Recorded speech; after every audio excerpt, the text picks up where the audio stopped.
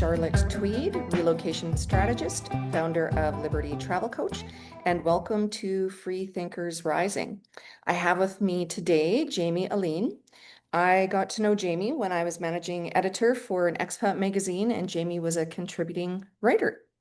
And she is a Dominica specialist and investment migration specialist as well. So thank you for speaking with us, Jamie. Please tell us a little bit about yourself. Charlotte, thank you so much for having me. Lovely to connect with you again. I mean, it's been a few years that we've been working together, quite a number of years that we've been working together. Right now, well, I am, as you said, an investment migration specialist. I'm an immigration specialist, so not just investment migration, but migration through various means. Immigration specialist, relocation specialist, and real estate specialist. So pretty much providing that sort of package for relocating or transitioning your life or your lifestyle or your business to the Caribbean. I focus on the Eastern Caribbean. I am based in Dominica, partially based in St. Lucia, but also provide services throughout the islands from St. Kitts, Antigua, Grenada, so, Dominica and St. Lucia, of course. So what are some citizenship in the Caribbean options that people could consider? So one of the popular routes to citizenship, which is one of the faster routes, is what we call the citizenship by investment programs, right? So these are programs where you provide the relevant documentation, you go through strongly vetted processes, but there is an investment threshold that you have to meet into the economy of the island as part of the pathway to citizenship. So that's one way. But we also have the pathway to citizenship via residency. So where you can establish residency. If you say purchase a property on the island or come to live on the island, we can establish residency for you. And then from there, go to permanent residency, and permanent residency is then a pathway to citizenship, if that is what you're interested in. What would that look like for the residency? Is there a minimum amount that people have to invest in a property? No. So when in terms of residency, not the citizenship by investment route, essentially, if you live on island for about 7 years, then you are eligible for permanent residency. And from there, you can apply for citizenship. Now, usually before 7 years, say by 5 years, we can usually petition to have you eligible for your permanent residency. It's at the discretion of the minister. But usually after 5 years, we can make a case for you that you're a contributing member of society. Either you've been working on island, you have property on island, you've been employing people, that sort of thing. We can make a case for an earlier admission to permanent residency. And residencies and second citizenships are obviously very important to global mobility. So what type of solutions or strategies do you focus on for global mobility? Well, essentially, the way I look at global mobility and plan Bs per se, I don't think we should start to think about plan Bs when you're in a moment of panic or when things have all gone wrong. I know the world is in a bit of upheaval, and guess what? It always sort of is. There is always one reason to panic or another. It just takes hold in different ways, and different countries are affected. I remember, for example, during COVID, when at that point, the United States, no one thought anything could touch the American passport. But at that point, we saw a peak of American citizens applying for citizenship in the Caribbean because their passport was particularly vulnerable at the time, especially people who had business in countries where there were bans on American passports due to high COVID numbers in the United States. Whereas we in the Caribbean had very low COVID numbers. And so our passports maintained their mobility, their access to various countries. So all of a sudden, our passports became very valuable for persons who needed access to certain countries for business-wise or for personal reasons, right? So that just goes to show, and it showed at that stage, that any passport is vulnerable. Any one passport is vulnerable at any given time based on geopolitical influences, natural climate disasters, I mean, any number of things. So really and truly, global mobility doesn't mean that you have to be panicked and rushed to make a plan. you should map out your life in such a way that you are widening doors, widening access to various options. And really, the options depend on you and what is good to you. So I'm Canadian, I'm Dominican, I'm St. Lucian. I choose to live in Dominica because I love a natural, simpler life. And what I find is a lot of people who choose to come to Dominica, specifically the nature island, they are in love with nature. They have a calling to come back to nature, to live a very simple life, an elegant life sometimes a rustic life. So it really depends on the individual and what their calling is, what their heart desires. And they start to make a pathway. They don't necessarily move all at once. However, they might buy a property and start the pathway to residency, because residency doesn't necessarily mean living there 100% of the year, but you live there, partially, then we can establish a basis for residency. And mind you, I just want to have a caveat here that residency for the purposes of citizenship is not the same thing as tax residency. So those two things are different, right? And of course, to get into the nuances, the nuances of these things, we can always have a conversation beyond here, because it's too long to get into in this forum. But just to establish that basis. So essentially, global mobility to me, and the sort of options I like to give to our clients, is to first come and explore the islands, because we don't want to sell you a fantasy. Okay, Dominica is not the US. Dominica is not Canada. I love Canada, but and to move to Dominica, I had to give up certain conveniences. But for me, the trade-off was much better for me in terms of living and lifestyle. So it's not going to be the same for everyone, right? And maybe some people just want to have the ability to come a few months out of the year and to rent their property on Airbnb. But the idea is that you come to explore the Caribbean, come to get to see if it is a real fit for you. We don't want to sell you a fantasy. You need to know whether this is a calling. Otherwise, you're not going to make it through the first 6 months, when reality sets in. And we help you to really explore the island genuinely, and from there decide what you want to do. So I say, I'm here to assist from your first visit to your final stay. You know what I mean? So if you decide this is where you want to be, then we can start to explore. We explore properties, we explore pathways. And usually a lot of our clients fall in love with Dominica. They come on one visit and they're in love, to be honest. I mean, these are the people who are naturally attracted to the nature island, right? They tend to be people who just have that in their spirit. And from there, yes, as I said, we create these pathways that suit your lifestyle, your goals, whether business is part of it, whether property is part of it, whatever your particular needs are, then we help to cater around you. It's very person specific. So I don't like to bring a broad brush, and I say, build it while you're in a state of calm and not in a state of panic, Yes, yes. Well, I couldn't agree. There's so many things I could speak on that. Relocation is very personable. There's not one destination that's perfect for everybody. That's why, I'm offering different solutions and suggestions for people. And exactly what you said, people will ask me, what should I do now? What's my next step? And I say, go visit. You have to go and see. And I'm a big proponent of seasonal living. So go and check the off season, the high season, so you experience the different weather. And yeah, I'm a big proponent to that. You have to go, and also long term. Try, Yes. go maybe for a month, then maybe go 6 months and see, because that's how you're going to really know if you do want to relocate there. And Yes. you had touched on the different purposes of the residencies. It may not be to live there full time, but somewhere else that you can go and you can stay for as long as you want. Right. Yes. I'm a big proponent to that.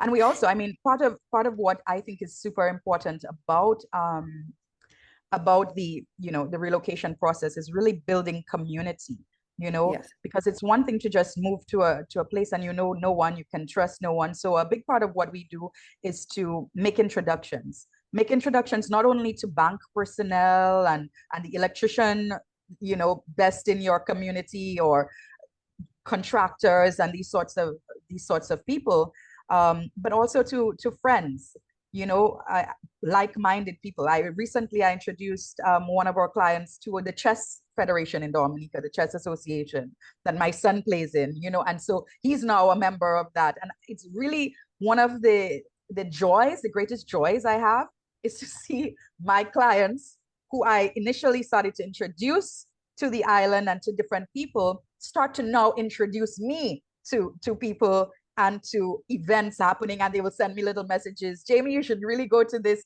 And they're the ones now because they are now entrenched and have become part of the community. And that's a big part for me, because I don't want someone to just come and feel isolated, especially in a country like Dominica and basically in the Eastern Caribbean, St. Lucia as well.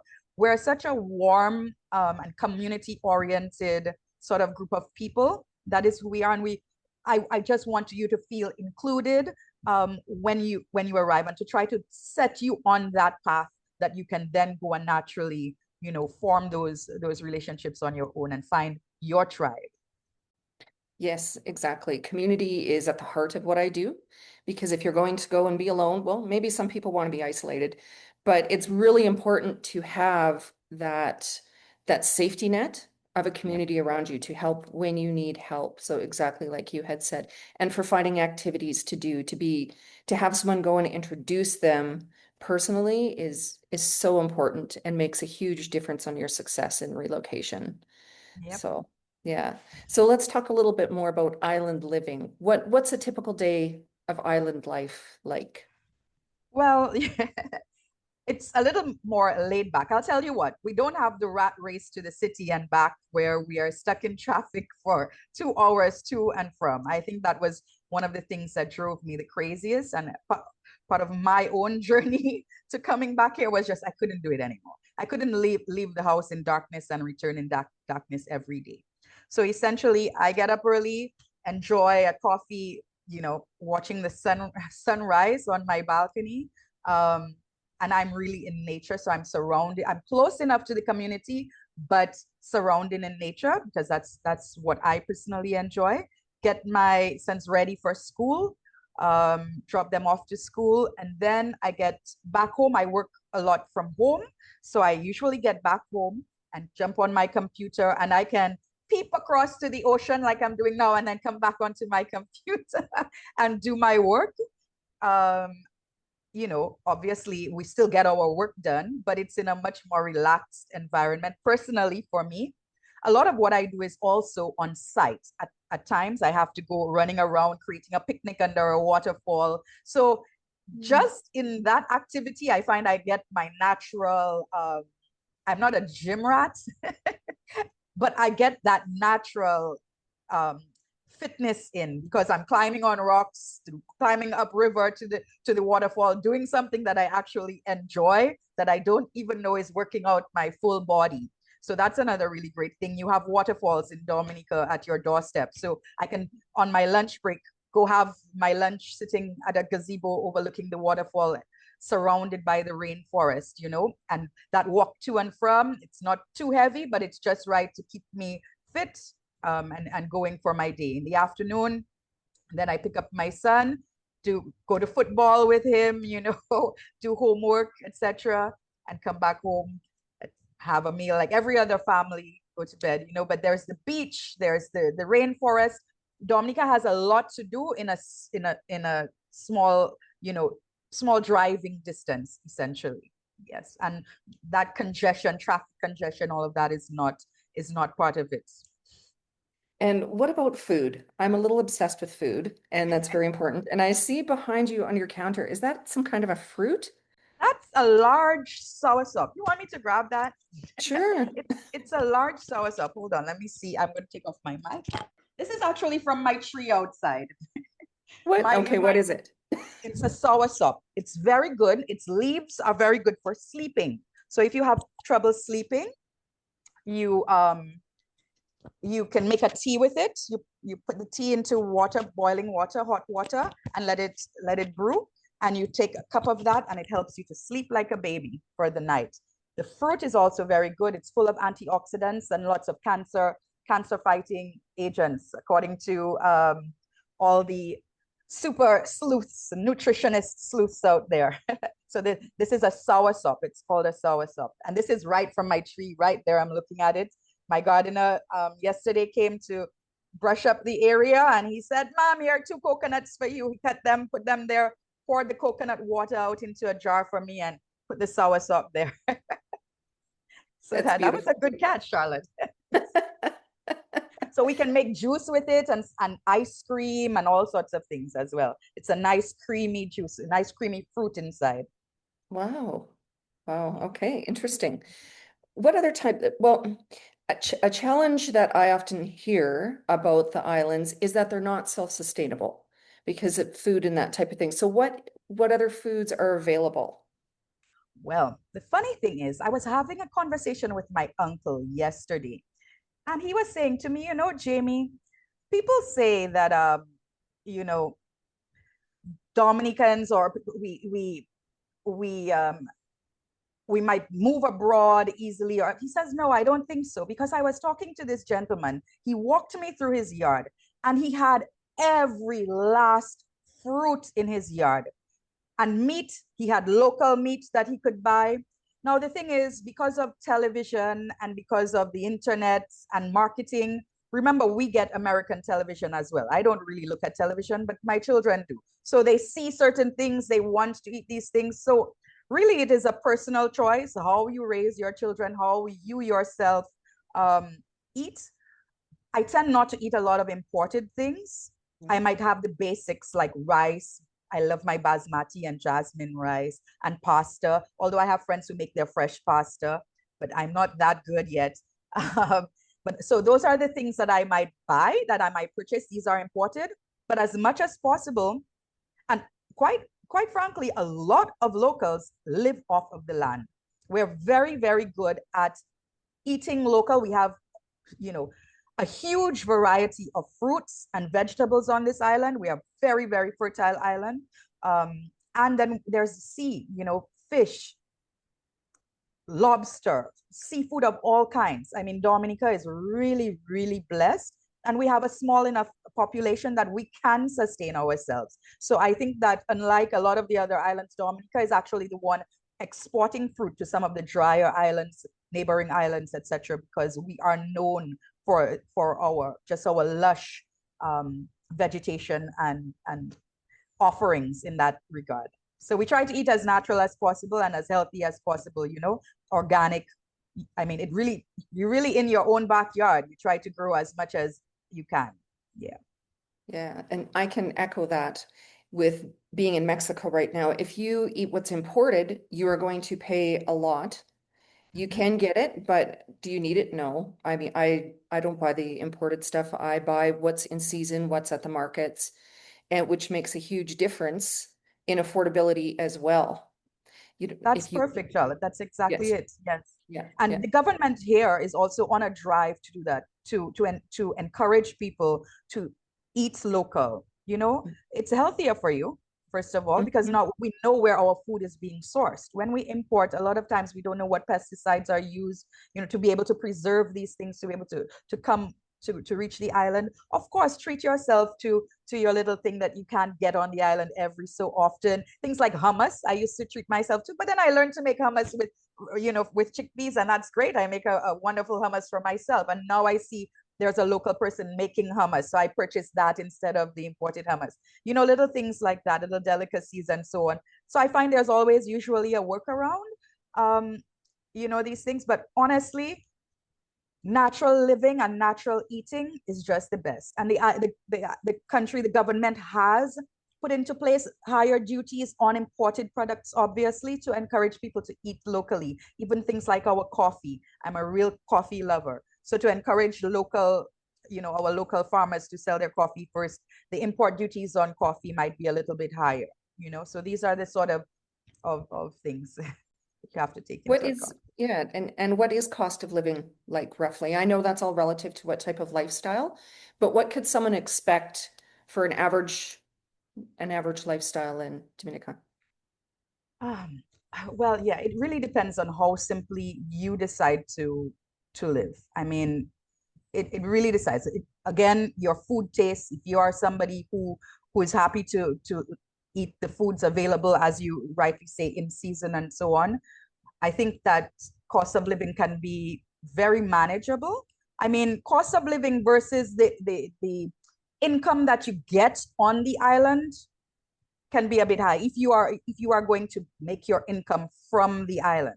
If you're making your income off island, which I find a lot of people do, then cost of living is very low compared to usually your income, your income level. So it's there's a bit of a balance there that has to be struck, yeah, and really just based on your own preferences and what it is you can live with, or what preferences you have in your own lifestyle. I know for me, I live a pretty comfortable lifestyle, without, but Yes.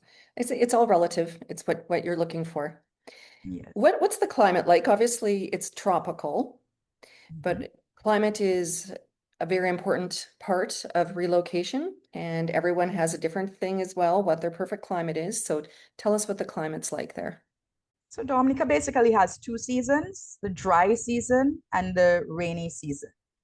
The rainy season, so we have just entered the dry season. The dry season is the same as basically the hurricane season. So this is when you can expect to have maybe storms coming around the area, usually from June to October. It's the dry season. Because of the dryness, the humidity in the air in the region, this can help to develop storms in the area, right? So that's the one thing you have to be careful about, or mindful about. Of course, I've survived through three hurricanes in my life. One was quite bad.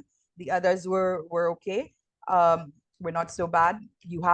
There's lots of preparedness here, and you can take many precautions just in the way that you build your home. My uncle actually won an award for his architectural style.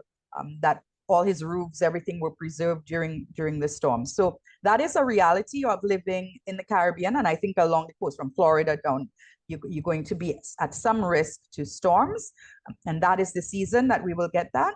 And the rainy season is really cool. It's nice. It's probably my favorite season. It's from November to May or so, and where temperatures can drop and are actually just um, that right sort of cool temperature throughout.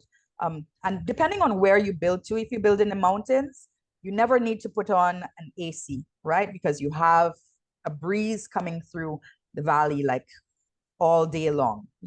So we call that the Holy Grail, where you have a view of the sea, but then the breeze from the mountains. It's the perfect. But Dominica is also known because of how mountainous it is. It's like a mini Costa Rica, they say, except we have no poisonous animals, snakes, anything like that on island. We have no poisonous insects or any such thing on the island. So we're unique in that way. But we do have the sort of vegetation and sort of wildlife, flora and fauna similar to a Costa Rica. And we have these huge mountain peaks. We're extremely mountainous. So what you find that comes with are microclimates. So it might be raining cats and dogs, they say, on one side of the island, on this one spot, and then the rain stops and it's dry and sunny on this spot. So we have little microclimates throughout the island because of our tall peaks. Now, I have spent a lot of time on different islands, and a challenge that I find is that getting on and off the island can be difficult sometimes. What's that like there? Yes. So this is one of I would say one of the challenges with Dominica is that the cost of leaving can be a bit higher than the other islands because at present we don't have an international airport. However, there is an international airport in development as we speak. So this should be complete within the next couple of years. And so Dominica is going to open up widely, I think, once that is there. However, at this time, we do have direct flights to the United States, to New York, to Newark, and to Florida at the moment. So this helps. And one thing that's extremely helpful about Dominica, not just Dominica, but the Eastern Caribbean, because we're so close to each other, it really is a simple hop, skip, and a jump to the other islands. So that's something I always recommend when you're coming to live in the islands. As part of your mindset, think about island hopping. It's one of my favorite things to do. And guess what? We don't have to even take a plane. We have a ferry that goes between the islands. And this is much more affordable than the plane. It takes a little bit longer than the planes because the plane ride from one to the other might be about 25 minutes. Like from here to St. Lucia is a 25-minute plane ride. Martinique is in between us. So these plane rides can be very short, but a little bit more expensive. If you take the ferry, you go along and it's quite affordable to go between the islands via ferry. You can explore France because we are right in between France. That's why we have a very rich English and French Creole culture because we are smack in the middle of two French islands, Martinique and Guadeloupe. And these are just lovely weekend excursions to, you just feel like you're stepping out into Europe, into a completely different language, and you get to experience a little bit of France and the French coffees and beignets and whatever else, and come back, on Monday, right? Via ferry. So it's really, really good if you use the ferry, get to know the schedule, and you can hop on and hop off. If you miss your ferry, you just get an open ticket and they can roll it over to the next time. So it's quite flexible. It's really a good option for the islands. Yeah. And we're looking forward to the opening of our international airport as well. Yes, I love taking the ferry between islands or ferries to mainlands. It's so relaxing. And you just get to enjoy the water and enjoy the time and relax. So yeah, I love taking ferries. So thank you for bringing up the island No hopping. problem. And if you don't, take, take one of the direct flights that are available to you here, all other destinations are accessible from Dominica. You just have to go through Barbados or St. Lucia or Antigua to connect onto the flight, maybe to England, to Paris, to wherever else. You can go through Guadeloupe as well, take the ferry to Guadeloupe or Martinique and take a direct flight to Paris. So it's there, it's available to you. Might cost you a little bit more, but there are flexible ways to get around that. And you had mentioned it's a laid back atmosphere. What are the politics like? What's the government like? Are they very kind of live and let live, do your thing? Well, we do follow the common law structure in Dominica. I think it's good for a lot of people who are maybe from the western side of the world, because then you're coming into a legal system and a political system. It's similar to the Westminster. It's based on the Westminster system of parliament, etc. That's familiar to you, right? So you're not coming into something that's completely foreign. We are based on the common law. Our legal system is based on the common law, and our form of government, parliamentary. We're very stable government. At the moment, we have two political parties essentially. We have a couple more in the works, but two main political parties. I think the governments of Dominica are very live and let live. Yes, I would have to say that. I don't, compared to other countries, that's not really an issue that we face. I mean, we all sort of share the same ethos, right? From our governments down. I mean, sometimes that can be a hindrance because getting something done might take a little longer than you might want it to, which is why knowing the right people and having the right introductions can be helpful. But this is all part of getting to know the nuances of the country, of the island. I'm going to be honest about that. But governments don't tend to interfere in your everyday life, at all. That's a good thing. Yes. Now you have a couple innovative solutions called My Island Residence and My Island Office. Can you explain those to us, please? Right. So My Island Residence and My Island Office really came out of a need. We had a lot of citizens, so people who became citizens or who are interested in being citizens of Dominica, who don't necessarily want to live on the island full time. So you might not want to invest in a full-time property or a full-time office if you set up your company here. So we offer sort of like a shared workspace or shared residence space where you can book a certain number of weeks per year to stay here. We can give you access to mail forwarding services and all sorts of things, just to make your life a lot more convenient and to make it a lot more affordable to have a footprint on the island. And to be able to conduct your own business, personal and business, otherwise we can help to structure that for you. receptionists answering your calls, your phone numbers. We can help to set up everything for you that you can continue your business in a legal and legit way on island with minimal problems or operational setup, etc. So we just sort of streamline those two for you, and we can tailor the package based on your particular needs. Yeah, it's the full package. You're the full package, Jamie. Yeah. From company formation, I mean, we'll package it from the company formations, bank introductions, set up a virtual forwarding of your mail, answering of call forwarding to whichever number you use the most, that sort of thing, or you can have a live receptionist take your messages and forward messages to you. Just make it very convenient. Have your PO box that your mail can come to, that sort of thing. Yeah. Great. Is there anything I should have asked you that I didn't? What would be one of the iconic activities in Dominica?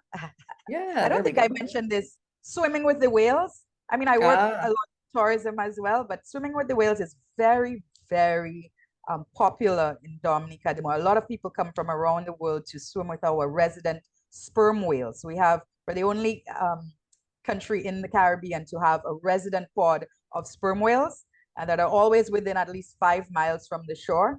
And so one of the things that have become really popular, of course, we try to preserve them and protect them. So it's done in a very controlled way, but that's one of the most exciting things about Dominica. That's what I can think of at the moment that I would like to mention about this island. But there are so many things. Well, as we wrap up, what is one actionable step that someone can take today to find their tribe, find their community in the Caribbean? Well, I think after you do your preliminary research, maybe online or so on, or one country, stands out at you, obviously book a consultation with me. It's completely free. We can discuss it. I can find out a little bit about you and speak realistically, because as I said, I don't want to sell anybody a fantasy. I'm not in that business.